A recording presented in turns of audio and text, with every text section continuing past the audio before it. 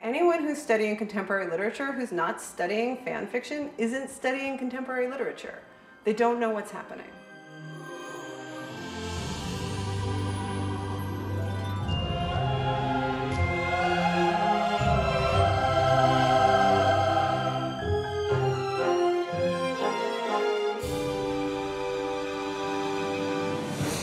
La fanfiction est une littérature amateur qui invente une nouvelle vie aux héros. Cette création populaire, autorisée aux États-Unis mais interdite en France, aujourd'hui dominée par les femmes, grâce à Internet, conquiert le monde entier. À quand une Anatode française?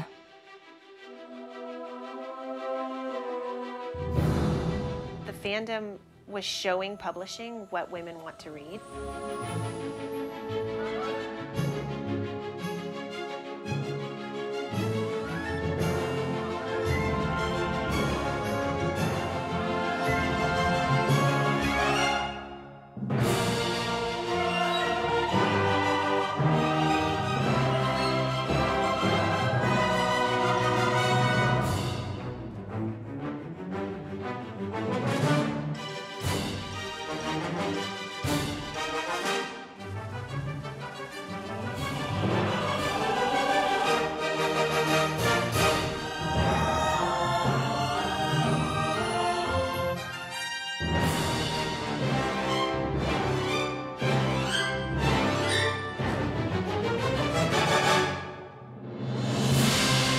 It's a female-run space. Fan fiction in France, but also in other European countries, is not legal. Oui, j'ai lu des fanfictions d'Harry Potter, j'ai lu After, j'en ai lu plein d'autres en fait. On peut inventer, on peut continuer l'histoire qui n'est pas écrite dans le livre. I hesitate to use the word avant-garde because avant-garde are usually highly educated elites, you know, in some kind of cultural center. And so it's a much more raw experiment by the people that you don't usually think of as being experimental. Anatode was hugely experimental in terms of like this interactive mode of writing and on a phone, like, right? I mean, it's going to become standard. That's going to change. I mean, the size of your page and like how you're writing, that's going to change how we write. Flaubert was not going to be writing on his phone.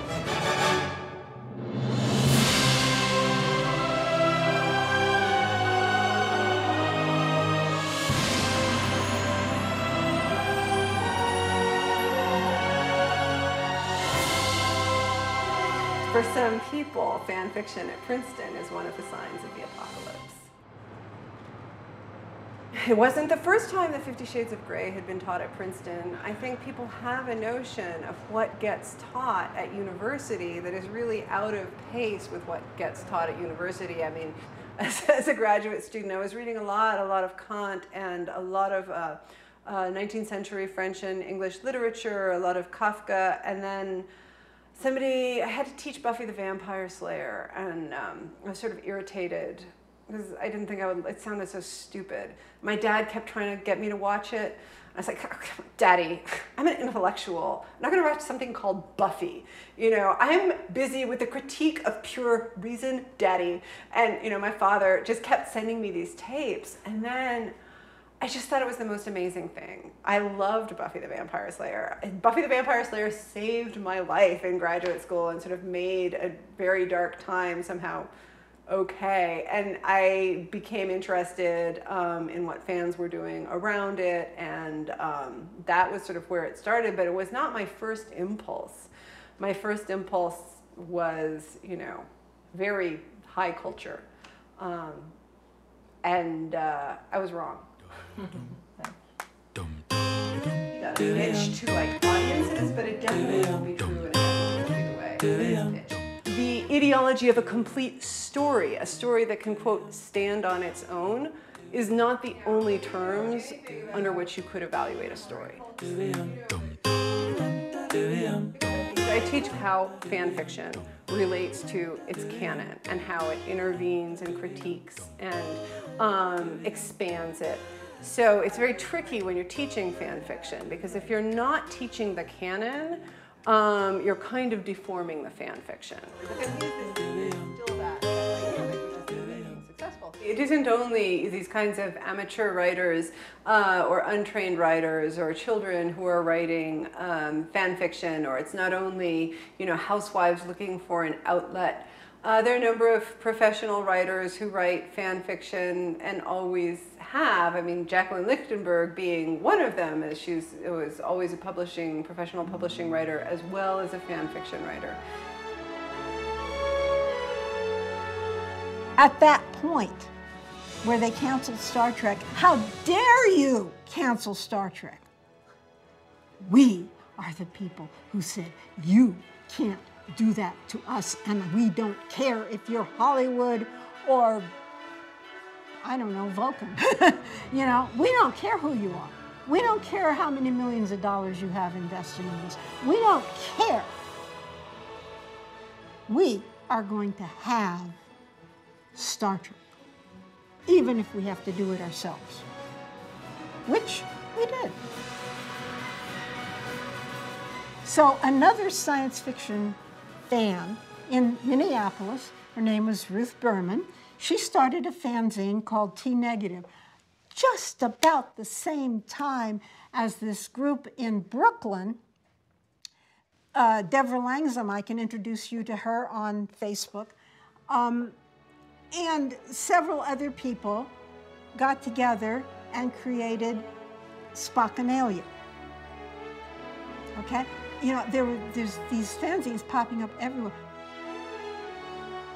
This is the custom in fandom.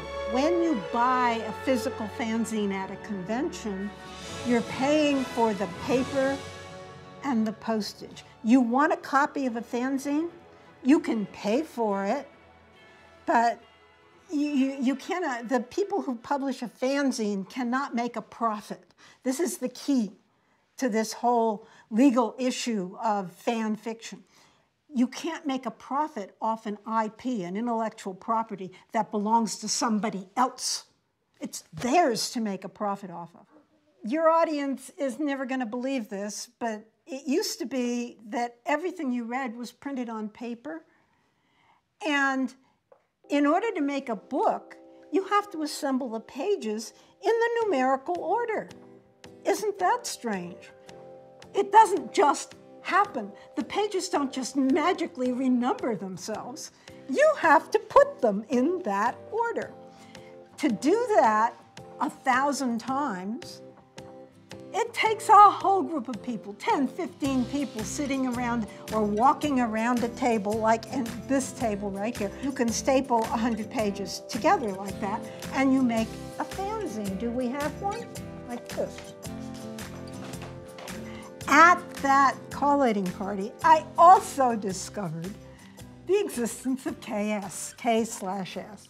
And so there was this woman in Colorado or somewhere, I was in New York, this is far away, who was circulating and they tell me what this whole story, I'd go, oh, nah.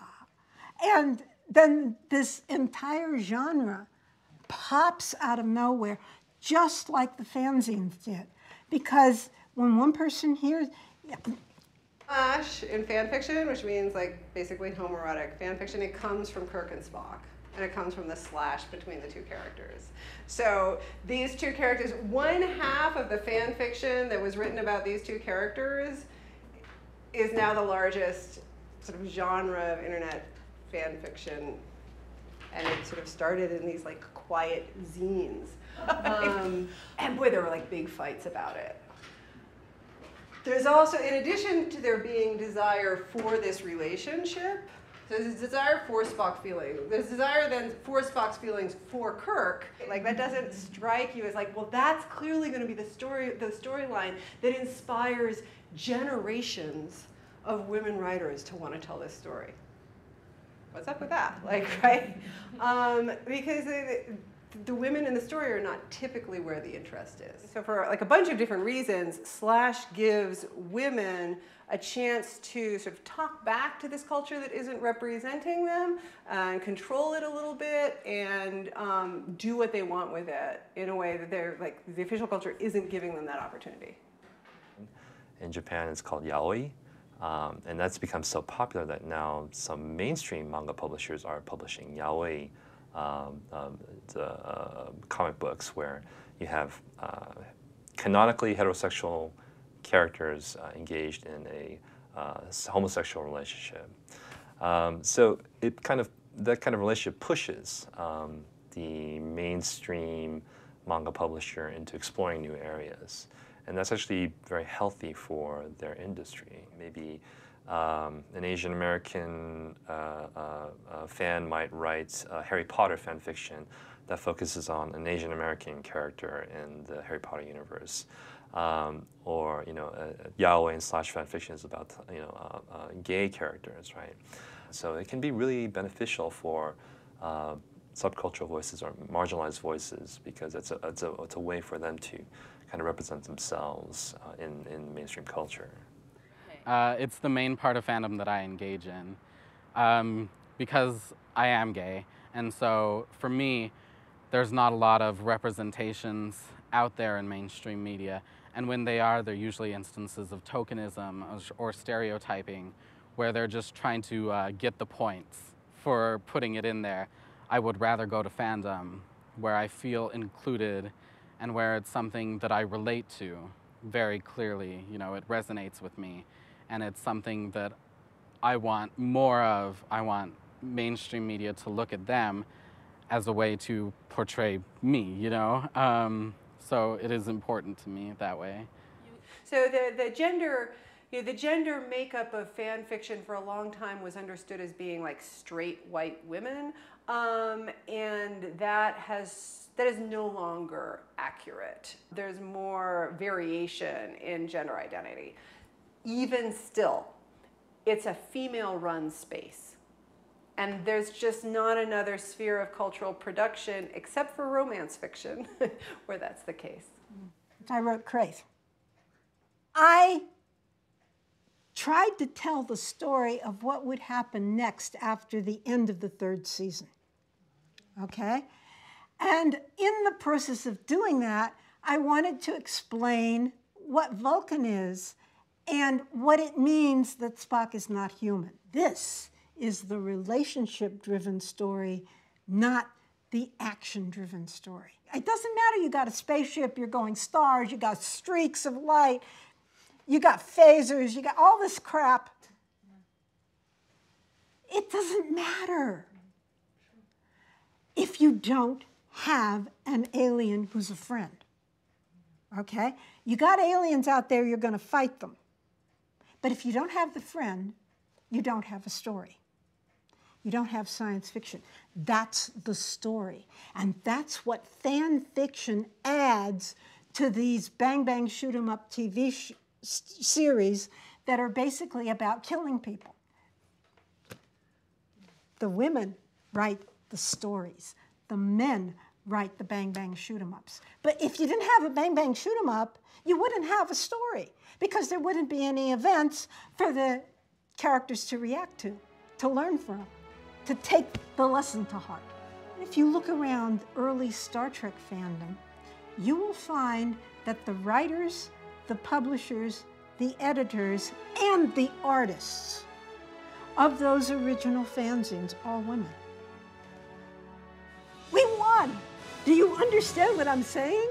This is a culture war, and we won. To understand this, and I can see you're a little bit young maybe to understand it, science fiction published by the monolithic Big Three in New York was tagged or labeled male adventure fiction. It was written entirely, even when I was selling original Simon stories, it's entirely aimed at adolescent males, which leaves out the story because they don't want to be bothered with how people feel.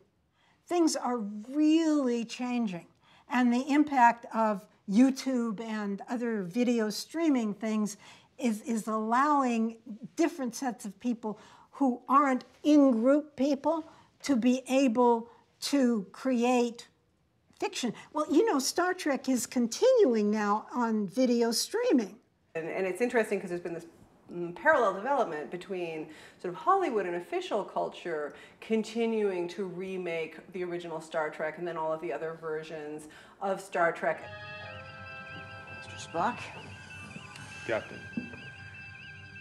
And then at the same time, you have fan culture taking it on and sort of inventing fan culture in response to this show. Then let's begin phase 2.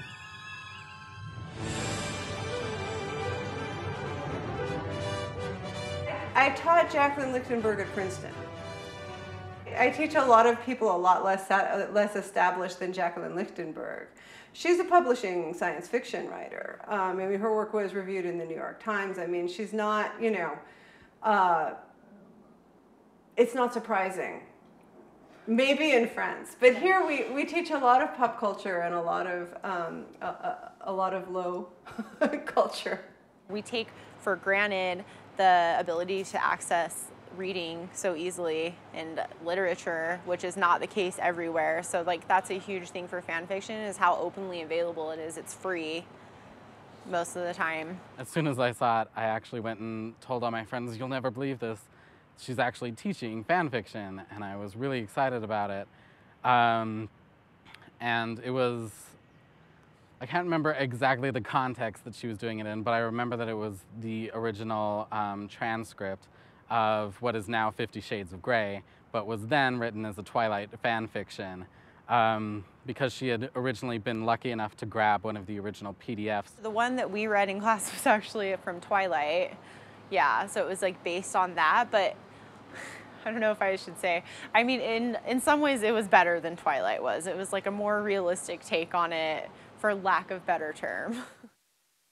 I first became interested in Twilight fan fiction before I became interested in Twilight. It was huge. It was completely huge. There were stories that I heard people at my son's soccer games talking about from fan fiction, people who were whispering, "Oh, did you read the one where he's in the mafia?" Or, you know, I had people come in. My daughter was by this time, you know, a little bit older, teenager, and I saw a girl drawing fan art for a popular fan fiction story, and it had the title, and I thought, wait a minute, is that Twilight fan fiction? And she's this girl with sort of cool, she's a girl with cool hair, and she says, "Oh yeah, but I would never read Twilight, but this story taught me everything about love and sex and everything my parents wouldn't talk to me about, and I could learn about it here." I just became fascinated that all of these fan fiction writers who were writing very interesting stories that did stand on their own were somehow inspired by this book that to me wasn't very interesting. And then as I began to look into it more, I realized that, boy, all of the fandoms looked down on these women who were writing heterosexual romance stories based on Twilight. They were the most lowly regarded fandom. They didn't come out of geek culture. They were very often much more mainstream. And they were writing sometimes the most outrageous porn.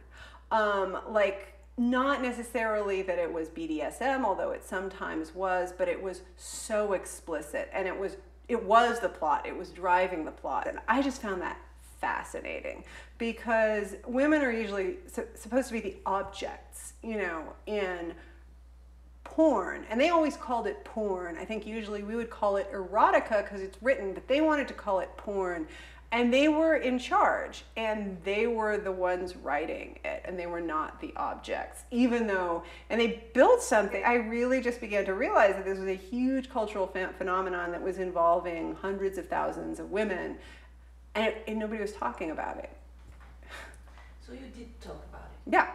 I tracked down the most popular story before 50 Shades of Grey. Well, there are a few of them, but one of the most influential one was a story called The Office, which was, in fact, like one of the dirtiest things I had ever read. Like, it made me blush. And I regularly teach the Marquis de Sade to Mormons, so like I'm not blushing that easily.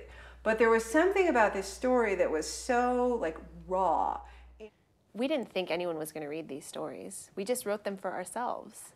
And I'm glad. If I would have known that people were going to read it, I would not have felt as sort of like brave to be as, you know, crazy and to write the things I was writing. I was doing it just purely for fun. But then there's a safety there too. Exactly. Like as soon as you start, and it's like there's everyone's there for the same reason. So whether you go into something like Sherlock or Star Trek, where it feels a little bit more cerebral, or you're writing fan fiction for, you know, One Direction or Twilight or something that, you know, people don't see as quite as literary, you're all there for the same reason. So there's no judgment. There's no like, what are you doing here? You're so ridiculous. I think fan fiction, there's this like freedom and this excitement, this passion. It doesn't matter if you get it exactly right. You're just doing it for fun. Yeah.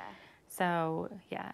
Lo still writes fan fiction though. I do. Yeah. But no one's paying for it. They're getting it for free. So you don't feel so bad if like you have kind of a filler chapter. There's something so crazy about writing fan fiction that you're getting like in real time feedback. You post a chapter and immediately are sort of bombarded with comments and just reaction and thoughts. I just think it's so important for women to have this place where they get to have a voice. I didn't know that I had anything important to say until I had this place to say it.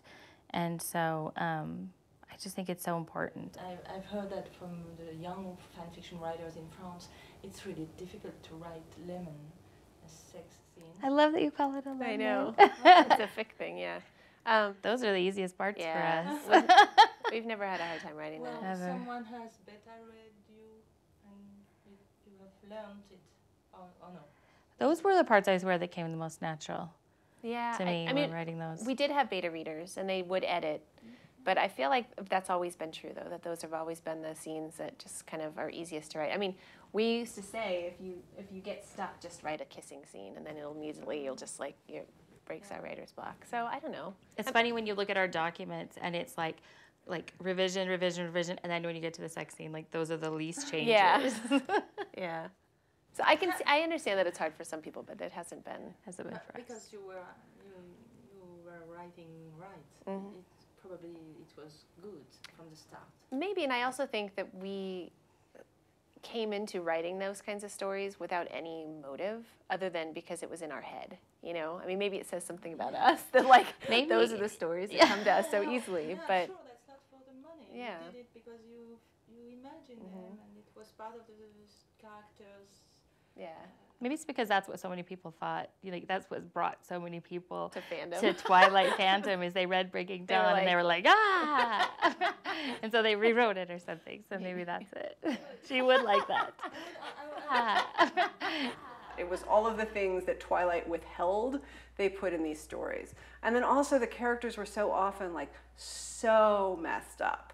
So all of the weird things that the characters in Twilight do, because one is they're both virgins, but one is a vampire and withholding, and they're actually kind of Mormon because Stephenie Meyer is a Mormon. So there's all of this chastity ideology coming through in this romance story.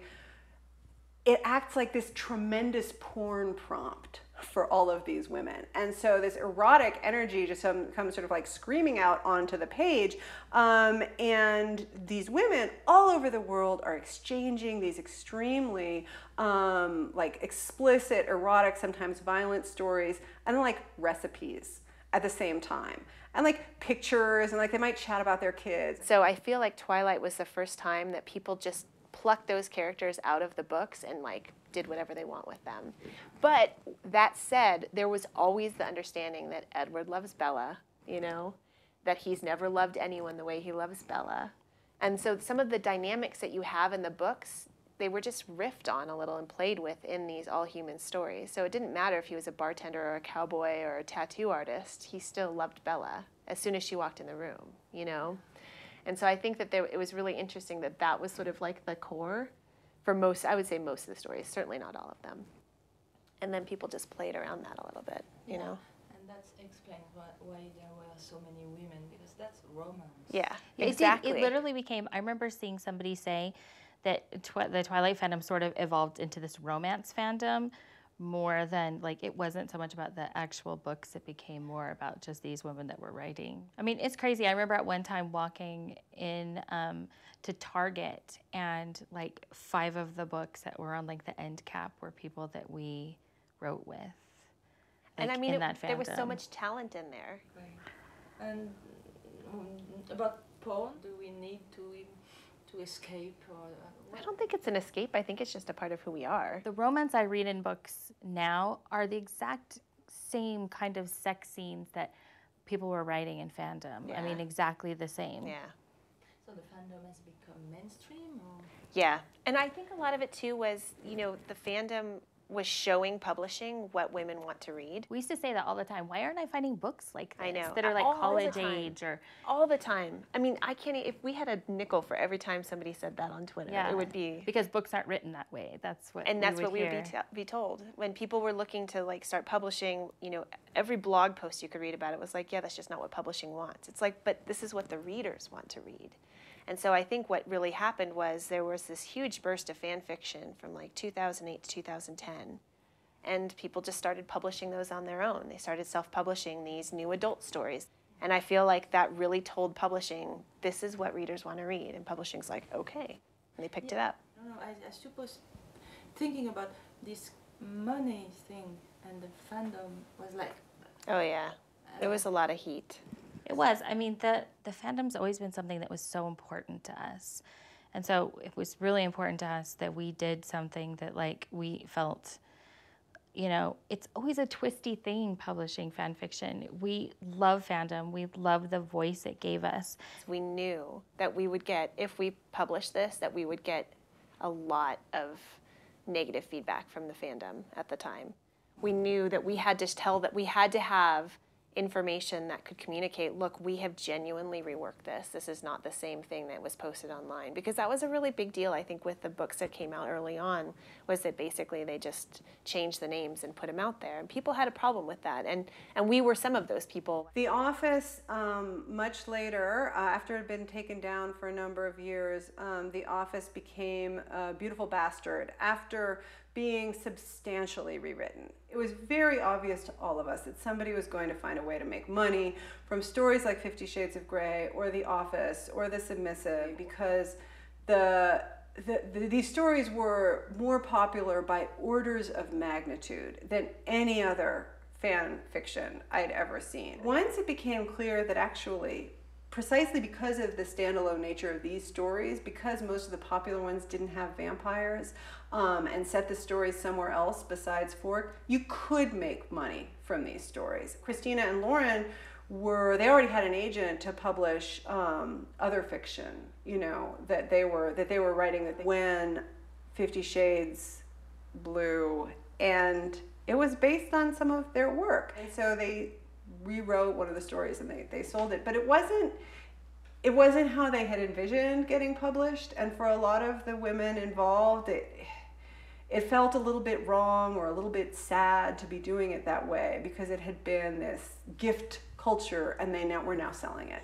I don't think E.L. James felt bad about it at all, but that divide destroyed friendships, it destroyed that world. And so it's a little bit sad, although it's also empowering economically for women.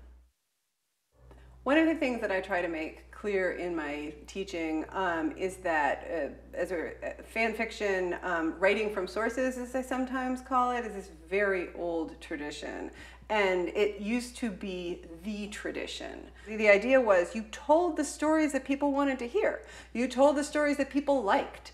And that lasts for a very long time. So you have Shakespeare come along and he's making plays, right? He's got sources always, either from classical literature, from other people's plays, from we don't even know. And then people in his company would also help to write. So that again, it's kind of like fan fiction, where there's a source, there's other people coming into the conversation, and then you get the play, which is by Shakespeare, which is because it's the way he put it together. And he didn't have to worry about whether people were saying, well, I don't know, Antony and Cleopatra, I feel like they already existed and he's not really being original. That wasn't the question. So it's not really until copyright comes. I mean, I think this conversation right here shows like some of those investment, like why, fans feel like they own stuff. Like, especially once it's finished. Like, it's not yours anymore. Shut up, George Lucas. Shut up, George R. R. Martin. Like, just shut up, We don't want to hear from you, you author. And that, it does have a lot to do with, becomes somebody else's mythology, and it's like you wrote it, but it was my life, you know, like. Okay, well, thank you so much, guys, for having this class. We'll go back to Thread in the Black.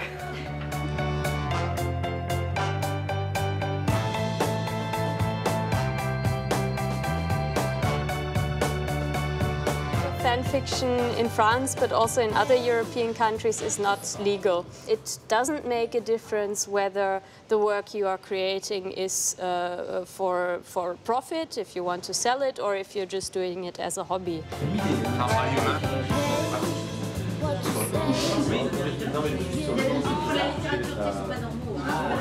Aux États-Unis, il y a quand même une consécration de la liberté d'expression qui est quand même beaucoup plus forte que ce qu'on trouve en France. Par exemple, Jacqueline Lichtenberg, il y a beaucoup abrité derrière ce qu'on appelle le fair use, qui s'appelle l'usage équitable, qui existe dans la loi américaine, dans la loi sur le copyright américain, qui permet de réutiliser des créations dans une certaine limite, à part la petite marge de manœuvre qu'on a sur les parodies humoristiques, les caricatures. On n'a pas les marges de manœuvre du droit américain. Pour moi, c'est beaucoup plus compliqué de voir émerger ce genre de pratique en France, même aujourd'hui. Je pense que la fanfiction existe de tout temps, sauf qu'il est peut-être plus facile aujourd'hui d'écrire sur quelque chose de populaire parce qu'on sait qu'on a un public qui va nous répondre. Je pense qu'il est moins évident aujourd'hui de faire une fanfiction sur le Rouge et le Noir, par exemple, de Stendhal, parce que on n'est pas certain d'avoir un retour. L'acte d'écriture fanfictionnelle est une mise en scène non seulement d'un canon, mais surtout une mise en scène de soi. Et je vois plein de gens qui discutent, qui sont absolument passionnés, qui racontent, qui donnent leurs avis, qui échangent de tout sur la fanfiction et sur les points de vue. Et Tu savais qu'il y avait des mythes de la fanfiction? Tu connaissais le concept? Non, mais j'ai trouvé le concept est fabuleux. Je viens de faire donc 3 fanfictions pour la Nuit du FOF en 3 heures, donc une par thème chaque heure, sur les 3 premiers thèmes qui étaient événements, rupture et nourriture, des fanfictions plus ou moins longues en fonction de l'inspiration. Événements se fait sur le fandom Jojo's Bizarre Adventure, un animé un manga assez vieux qui a été remis en animé il n'y a pas très longtemps, dans lequel un fandom dans lequel j'ai sombré il y a quelques semaines, qui fait, donc mon one-shot fait 1000 mots et quelques, plus ou moins slasheux, assez court en fait, pour ce que je peux faire. Okay. Et tu continues dans slash alors? Ah mais le slash ne se quitte pas vraiment. C'est une fois qu'on l'a embrassé, on ne peut pas, on reste dans le slash, pas forcément en continu, mais on ne peut pas dire non au slash à partir du moment où dans un fandom on a des couples préférentiels. Alors l'événement c'était quoi? Une déclaration? Ah non, c'était un baiser sous le clair de lune, un petit truc très romantique, très mignon par rapport au fandom, enfin à l'animé qui est assez violent à côté, ça fait un peu de bien, du fluff, des trucs mignons et fluffy. Le deuxième mot c'était quoi? Le deuxième mot était rupture. Donc là j'ai joué sur tout ce qui était synonyme, dissension, rupture, séparation, etc. sur le fandom Kingdom of Heaven. Donc un fandom qui est assez vieux, très peu connu, sur un film qui n'a pas forcément eu beaucoup de retours appréciatifs et qui fait que je me lance sans vraiment savoir ce que je fais. Le troisième mot était nourriture. J'ai posté sur Harry Potter, ça faisait un moment que je n'avais pas posté dessus. Et donc j'ai posté sur les jumeaux Weasley, parce que ça faisait aussi très longtemps. Par contre, il est très court parce que l'inspiration m'a manqué. Et là, j'attends de voir les retours, savoir si ça a été apprécié ou pas. Et je sais que quelqu'un le lira parce que Harry Potter est quand même largement lu. La fanfiction, c'est vraiment, oui, c'est appartenir à une communauté, c'est vraiment faire partie d'un mouvement, mais en même temps, c'est vraiment juste pour le plaisir. C'est vraiment pouvoir écrire parce qu'on a envie d'écrire, pouvoir lire parce qu'on a envie de lire. Et mais c'est aussi qu'on sait que d'autres personnes que nous font la même chose, écrivent, lisent, apprécient les mêmes choses que nous, et donc on peut avoir certaines discussions. Et donc c'est appartenir à un mouvement, s'engager dans un mouvement, mais en même temps c'est beaucoup de passe-temps et juste d'amusement en fait. C'est vraiment le plaisir de lire et d'écrire. C'est pour ça que la fanfiction existe en fait.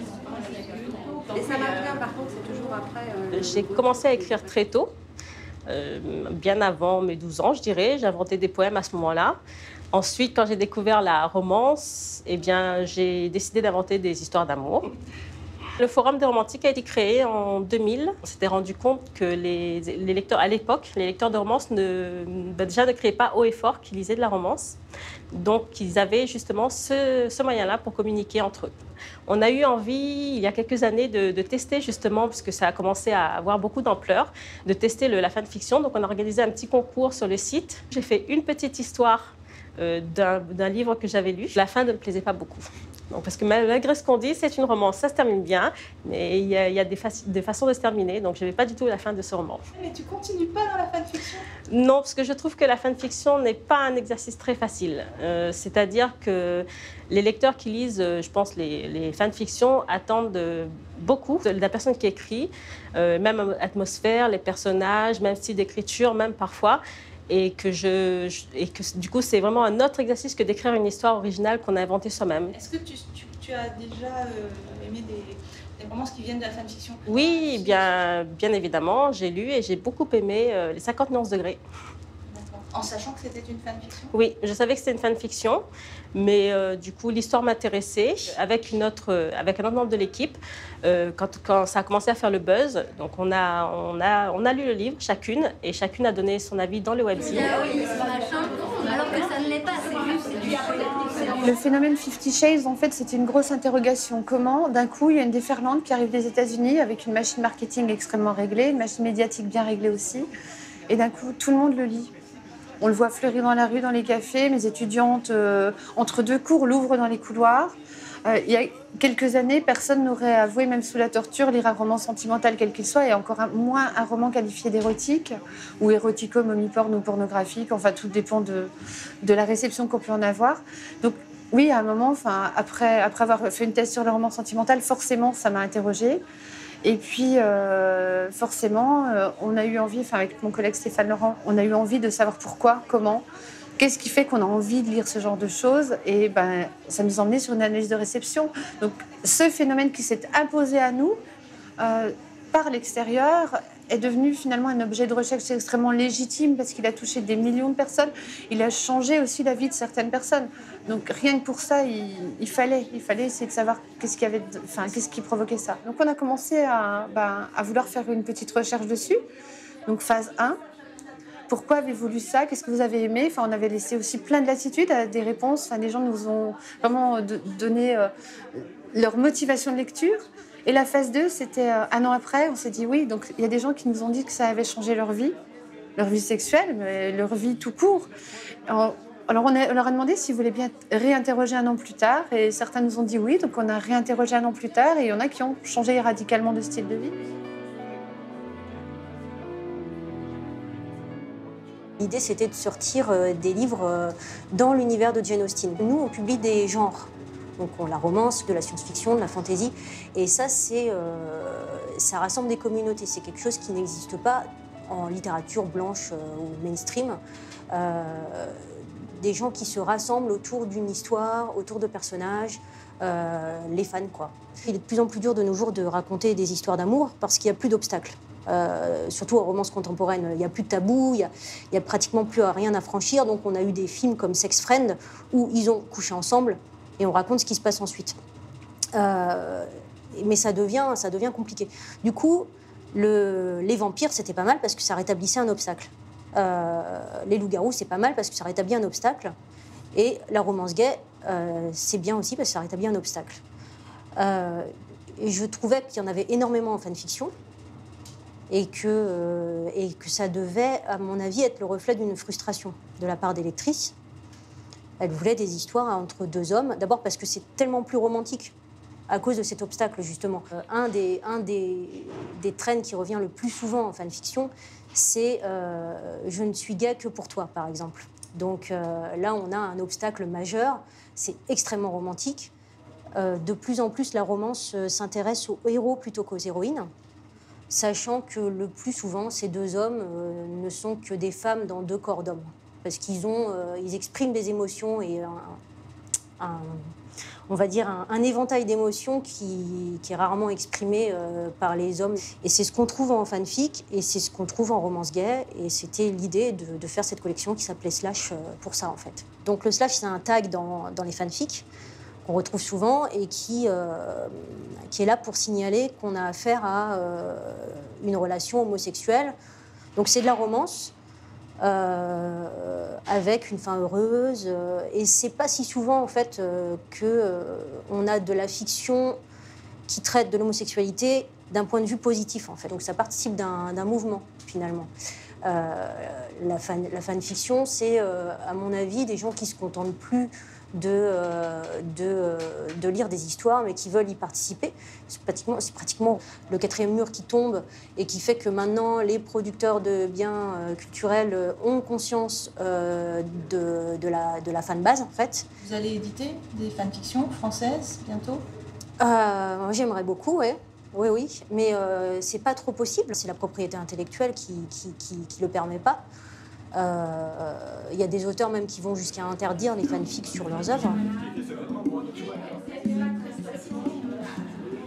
Tu vois ce que fait Gallimard? Alors moi j'aime beaucoup le fait que voilà, ils considèrent assez la fanfiction pour en faire un concours autour de la Horde. En plus, c'est pas, ils n'ont pas choisi n'importe quel roman. Après, moi j'ai pas eu envie d'y participer parce que c'était la Horde et que la Horde, je me vois pas du tout écrire. En plus, moi j'écris des fanfictions, oui, mais moi j'ai aucun but professionnel. C'est vraiment quelque chose de très très amateur et je me vois pas du tout me confronter à la Horde, mais vraiment. Est-ce que c'est parce que tu l'estimes trop? Je pense pas, parce qu'il y a des livres que j'estime beaucoup, ou des œuvres que j'estime beaucoup, et je vais aller quand même aller inventer des histoires autour assez naturellement. C'est juste, c'est quasiment un processus naturel pour moi. Je lis n'importe quoi, du moment qu'on est, enfin, sauf peut-être de la littérature qui est pas de la littérature, on va dire blanche, ou qui joue pas forcément sur l'imaginaire, mais dès que je suis sur une œuvre qui joue sur l'imaginaire, assez naturellement, je vais aller inventer des histoires, mais voilà, je les écris pas. Mais voilà, dans ma tête, ça fait bzzz. Et sur la Horde, non, ça s'est pas posé. Je trouve l'initiative très très belle. Alors bon, c'est Gallimard, mais il faut voir aussi que c'est Folio, donc Folio SF en particulier. Donc on reste quand même dans l'univers de la science-fiction, qui est très sensible à la base à la fanfiction. Mais c'est déjà bien qu'ils aient reconnu ça dans leur public et qu'ils aient cherché à en faire quelque chose, évidemment. Alors par contre, moi ce que je serais curieuse, c'est de savoir le profil des gens qui a répondu. Instinctivement, j'ai imaginé que les personnes qui avaient envoyé leur texte étaient des aspirants auteurs.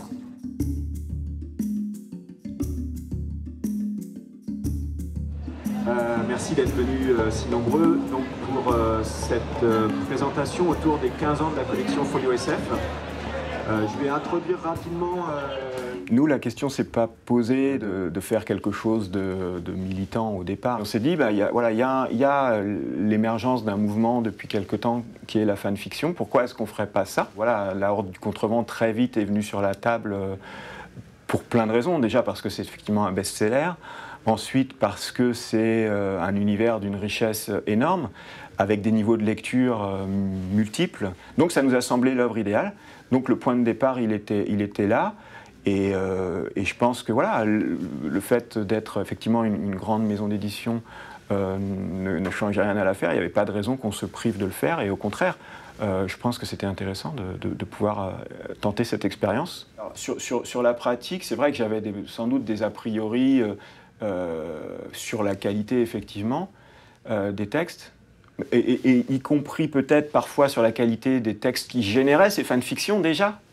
Donc, du coup, forcément, mais en plus qui ne restent que des a priori ou des préjugés. Si ça se trouve, ces textes sont bien meilleurs que ce que je l'imagine.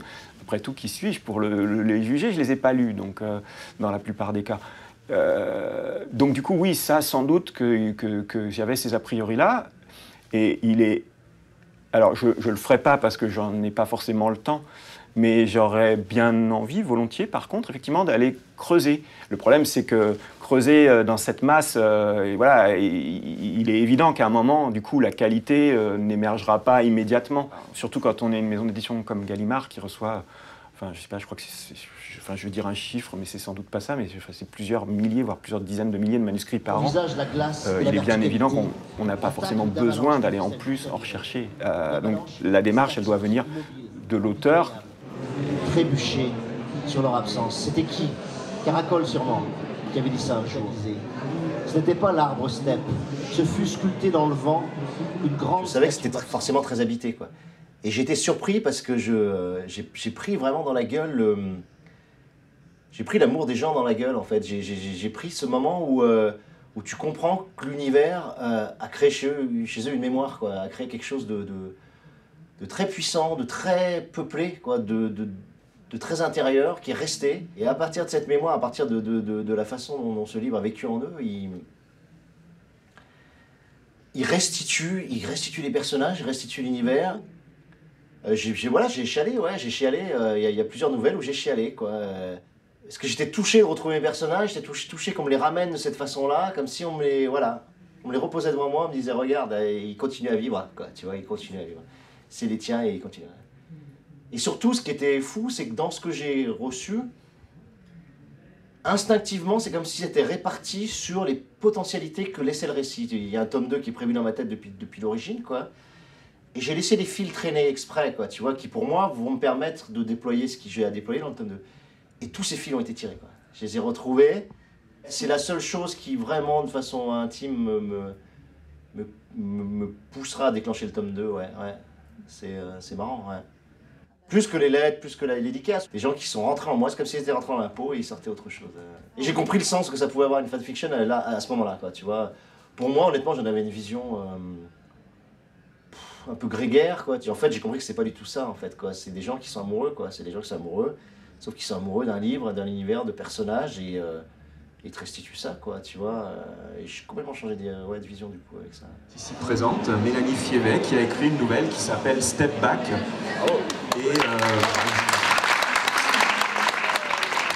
y a quelques années, avec deux amis, on était des latinistes un peu malheureux de devoir choisir entre le latin, qui était notre thème de recherche, et nos lectures qui nous orientaient vers les lectures geeks, on va dire. Et on a organisé un colloque sur l'Antiquité dans la SF et la fantasy contemporaine, pour essayer de donner un peu de légitimité à cette culture populaire qui nous plaisait tant, mais que notre entourage avait tendance à dire « Oh là là, c'est quoi ces trucs, c'est pas sérieux, tu veux pas lire des choses sérieuses, etc. » En fait, j'ai fait un papier sur, alors comment dire, la manière dont la représentation antique de l'âme pouvait se retrouver en fantasy et en SF, notamment chez Philippe Pullman, donc La Croisée des Mondes, Robin Hobb, donc l'Assassin Royal, et Alain Damasio.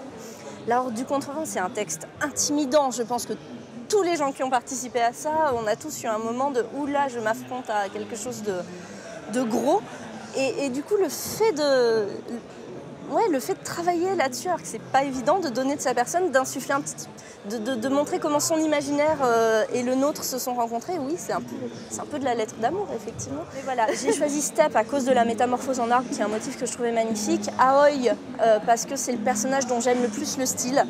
Et je me suis dit que si j'arrivais à en écrire un, ce serait celui-là.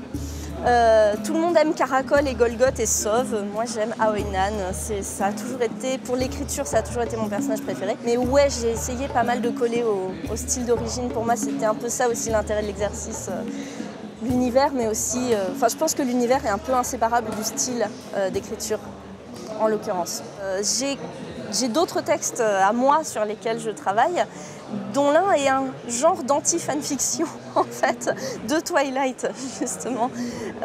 C'est-à-dire un Twilight qui serait beaucoup plus féministe que l'original et où ce serait l'histoire d'un garçon totalement inexpérimenté des choses de l'amour qui tomberait amoureux d'une muse, parce que moi, c'est la figure mythologique que je préfère et à laquelle j'ai consacré ma thèse, c'est les muses. Donc ce serait la femme qui aurait la puissance et le pouvoir, et puis il y aurait aussi d'autres femmes très sexualisées qui seraient les nymphes, comme il y a les vampires et les loups-garous dans Twilight. Mais sur le fond, cette pratique, elle est aujourd'hui interdite, si tu veux. Ouais, mais c'est totalement scandaleux, ça. Enfin, tu vois, je veux dire, c'est c'est une absurdité pour moi complète d'interdire à des fans d'écrire à partir de l'univers. Complète au sens où d'abord ça ne peut que valoriser le livre, ça ne peut que valoriser l'univers, c'est forcément un soutien, c'est forcément quelque chose qui va encourager encore d'autres ventes, qui va permettre de faire découvrir d'une autre façon encore ce que l'auteur a fait. Donc pour moi, ça peut être que positif. C'est vraiment le capitalisme dans son expression la plus triviale, la plus moche, quoi. Je comprends pas, quoi, cette approche-là. Je comprends pas. C'est lamentable, enfin, tu vois. Et je pense pas qu'un seul auteur digne de ce nom puisse interdire ou vouloir récupérer de l'argent sur ce que des fans vont faire de son travail, quoi, tu vois. Au contraire, tu enfantes quelque chose, quoi. Tu enfantes un imaginaire et tu es heureux si cet imaginaire vit, quoi, tu vois. Si cet imaginaire, il se déploie.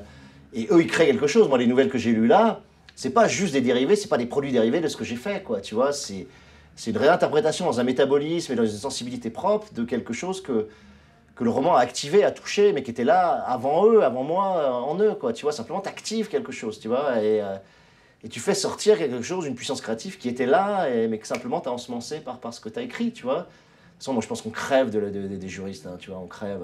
Les juristes défendent pas le droit d'auteur, ils défendent rien, quoi, ils défendent juste leur profession, et les éditeurs, ils se font embarquer là-dedans la plupart du temps. Je suis un auteur qui défend l'émancipation, qui défend la liberté, qui défend tout ce qui bloque les forces de vie, tu vois. Tous mes livres sont sur le vivant et sur la libération des forces de vie.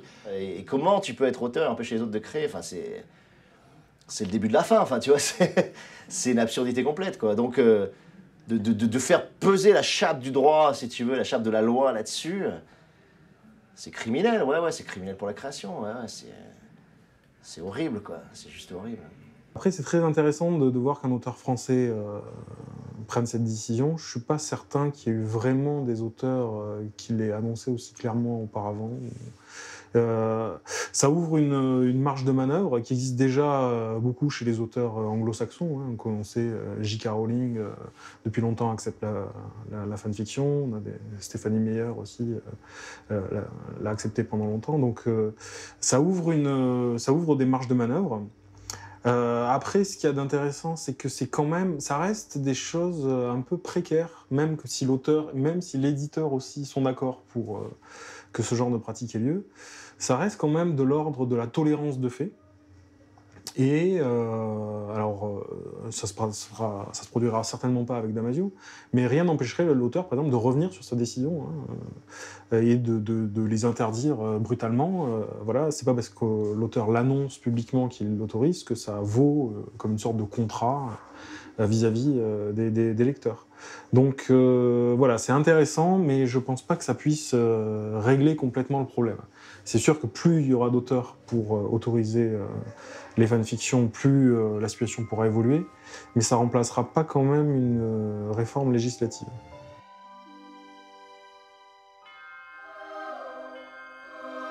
La première fois qu'on a entendu parler d'After, c'est effectivement parce qu'il y avait des chiffres impressionnants de lecteurs sur Wattpad. On s'intéresse un peu à la culture et au nouveau, à ce qui se passe dans le monde. C'était difficile de passer à côté de ce phénomène. C'était compliqué un peu dans nos têtes d'éditeurs classiques, avec des auteurs qui viennent déposer des manuscrits, qu'on choisit ou pas. Enfin, c'était tout un chemin différent. Nous avons attiré en librairie toute une population qui n'y mettait jamais les pieds. Mais jamais les pieds. Et maintenant, le phénomène a pris en France. C'était pas gagné au départ. Moi, je me souviens de libraires qui refusaient de vendre 50 Shades. Oh, je pense qu'on a de moins en moins de libraires réfractaires, hein, quand même. Oui. Vraiment, le lectorat est quelque chose pour les auteurs de New Romance. Tout à fait, de sacré. De sacré. Ah oui, moi je trouve. Et c'est presque plus important de rencontrer les lecteurs, les lectrices, que de se faire des interviews de journalistes. Le plaisir de lire c'est cette littérature, ce nouveau genre, on peut dire c'est peut-être un nouveau genre littéraire, peut-être, il me semble en tout cas moi, très lié donc à la pratique du net, enfin celle des réseaux sociaux, enfin donc à la société d'aujourd'hui. C'est pour ça que je dis que c'est très contemporain. Les auteurs sont accessibles. Et Anna, elle a dit qu'elle continuerait toujours à écrire d'abord sur Wattpad. Voilà, c'est ça. Toujours. Formidable. Elle ne veut pas quitter ce fil. Et elle dit qu'il faut qu'elle s'améliore, qu'elle travaille, et qu'elle continuera à le faire par Wattpad. Toujours. Elles sont dans une communauté de fanfiction et elles représentent cette communauté. Voilà. Tout le temps. Elles sont... c'est pas elles toutes seules. La communauté participe parce qu'il y a des retours. Il y a forcément des retours Absolument. quand elles écrivent, donc elles attendent ce retour. Voilà, exactement. Et finalement, je pense que l'humilité peut venir aussi peut-être du fait que ce sont ces retours qui ont fait de l'histoire ce qu'elle est devenue. Donc elles emmènent avec elles leur public. Je ne sais pas si les auteurs français seraient très... Je sais pas, ce serait une question intéressante à poser aux auteurs un peu en vue, de leur demander si une fact-fiction de leur texte sortait, est-ce que ça leur ferait plaisir ou est-ce qu'ils le refuseraient? C'est assez intéressant parce que je ne suis pas sûre qu'ils aient eux-mêmes l'humilité de reconnaître que leurs personnages peuvent vivre d'autres vies que celles qu'ils leur ont données. Que pourquoi Voilà. n'y aurait-il pas en France Voilà, une fanfiction française? On rêve de trouver l'auteur.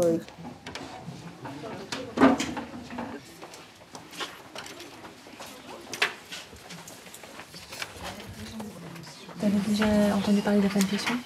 Oui, sur Harry Potter surtout. Oui, j'ai lu des fanfictions d'Harry Potter, j'ai lu After, j'ai lu... j'en ai lu plein d'autres en fait. Je connaissais un petit peu la fanfiction avant de faire cet atelier. Je faisais aussi beaucoup de fanart. C'est une seconde passion, j'en faisais un petit peu. Et j'ai lu un livre qui s'appelle After, qui faisait fanfiction par rapport à un boys band anglais.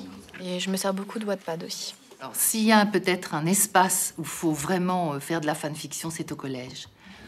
J'étais contente parce que je connaissais pas la ferme des animaux et je me suis dit ça peut être intéressant de faire autre chose que les Harry Potter ou d'autres trucs. Ce qui m'intéresse et ce qui m'a fait beaucoup réfléchir aussi depuis que je m'y intéresse, et c'est vraiment très récent, c'est que ça développe une plus grande liberté d'écriture et une plus grande autonomie. Je veux dire qu'avant, on travaille à partir d'un texte, mais on ne donne qu'un sujet ou deux. Mais là, ce sont les élèves qui ont choisi entièrement, librement, le sujet qu'ils voulaient aborder. Il me semble que là, les élèves se sont appropriés la lecture.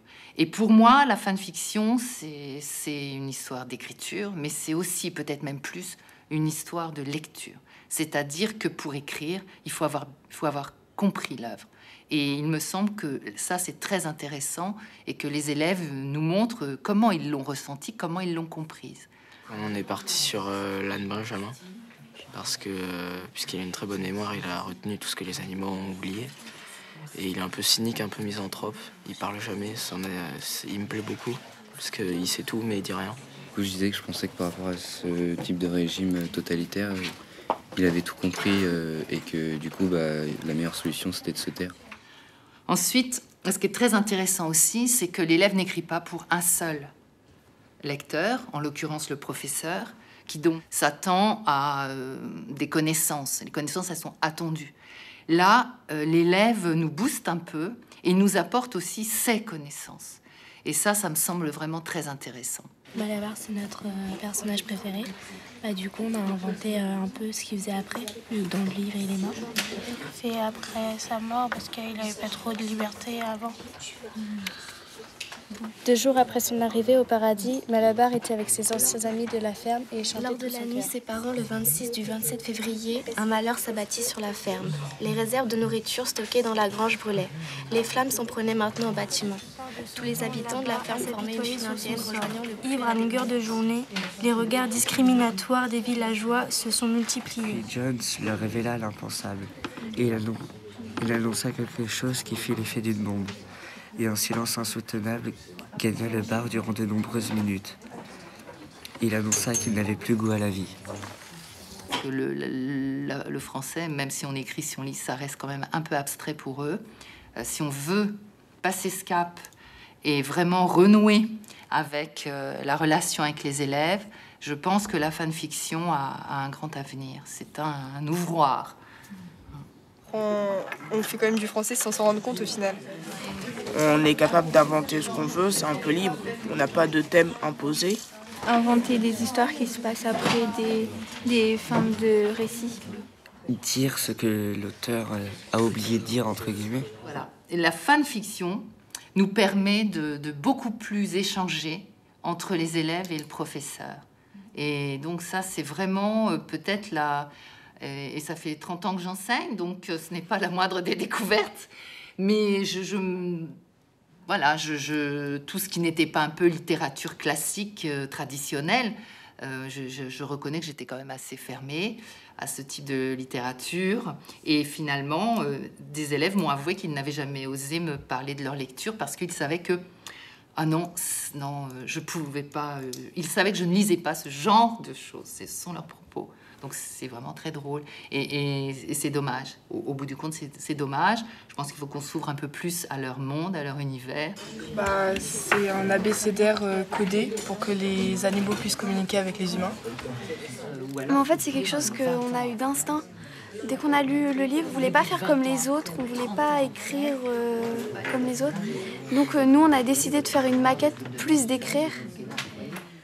Donc pour nous, c'est pas anodin, quoi. C'est de la gourmandise. Je leur propose une phrase et si ça leur plaît, ils me disent oui, ou si ça leur plaît pas, ils arrangent. Alors bien sûr, qu'est-ce qui va se passer après, si les élèves prennent goût à la fanfic, ils vont aller vraiment sur les plateformes et ils vont peut-être se rendre compte que la fanfic est aussi écrite par des personnes qui s'intéressent beaucoup à l'érotisme, etc., etc.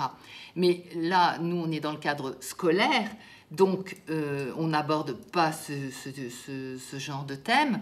En même temps, voilà, les élèves, peut-être avec l'expérience qu'on aura menée à l'école, sauront faire leur choix et trouver de toute façon ce qui les intéressera. Et l'érotisme les intéressera sûrement aussi un peu. Et oui, l'érotisme, les romances, ça les intéressera comme ça nous a intéressés. Il ne faut quand même pas gommer la curiosité qu'on avait quand on avait 12-13 ans sur tout ce qui était l'érotisme et la sexualité. Voilà. Alors maintenant, ce qui peut être intéressant si on revient aux préoccupations strictement scolaires, c'est qu'effectivement, c'est quand même un projet innovant et qu'il va y avoir des suites au niveau probablement académique. C'est-à-dire qu'on va créer une plateforme de fanfic, d'abord au sein de l'établissement, et après avec un organisme qui est lié à notre rectorat, qui s'appelle Canopée. Donc je vous souhaite une bonne écriture de fanfiction et je vous souhaite de bonnes vacances. C'est un paradoxe intéressant parce que en fait, en ce moment, l'État français est très intéressé par tout ce qui est éducation artistique et culturelle, notamment pour le développer au sein de l'école. Effectivement, c'est pas parce qu'on est à l'école que le droit d'auteur s'arrête à la porte d'entrée des classes, quoi. Il y a toujours cette question de l'égalité qui va se poser. Donc après, il y aura peut-être moyen de prendre des œuvres pour lesquelles on sait que les auteurs originaux sont d'accord, type, je sais pas moi, Harry Potter ou Twilight, voilà. Mais dans le champ français, ça risque d'être plus difficile de trouver des créations en langue originale française pour lesquelles on ait ce type d'autorisation. Et le paradoxe, c'est que je pense que si on allait demander aux auteurs eux-mêmes s'ils étaient d'accord pour que des jeunes écrivent en s'inscrivant dans leur univers, ils seraient sûrement d'accord et même assez honorés. You know well what fanfiction is? When I was growing up, I read a lot of Harry Potter and then read some of the fan fiction as well because I really like this universe. Do you think we will manage to change these laws? I think it's inevitable that copyright legislation needs to change because the legislation was written in a time when nobody had even thought of the internet. And then when the internet became a widespread phenomenon, we tried to just take the existing laws and apply them to the internet. And publishing a book for profit is a completely different thing from putting a text on your personal website. And unless we reconcile these two worlds, the vast majority of people is just going to be pirates. And I don't think this is good for the legal system because if most people are breaking the law on a daily basis, then they lose the respect for the law because they don't think it's serving their purposes. Voilà, on assiste à un phénomène qui émerge. On a la chance d'être là au moment où il émerge. On n'a pas encore le recul de l'historien, parce que les historiens auront un recul qui va peut-être nous dire que oui, c'était juste un coup d'épée dans l'eau il y a 10 ans. Enfin, ils vont nous dire il y a 10 ans, 50 Shades et l'émergence, c'était un coup d'épée dans l'eau où ça a fondamentalement transformé le paysage littéraire. On nous dira ça dans 10 ans. Mais là, aujourd'hui, nous, on assiste à ça et je crois que c'est ce qui est fabuleux, de voir l'émergence de tout ça, de pouvoir y assister, y participer, le décortiquer, essayer de le comprendre au moment où il apparaît. Donc comprendre aussi toutes ces variations. Moi, je trouve ça fabuleux.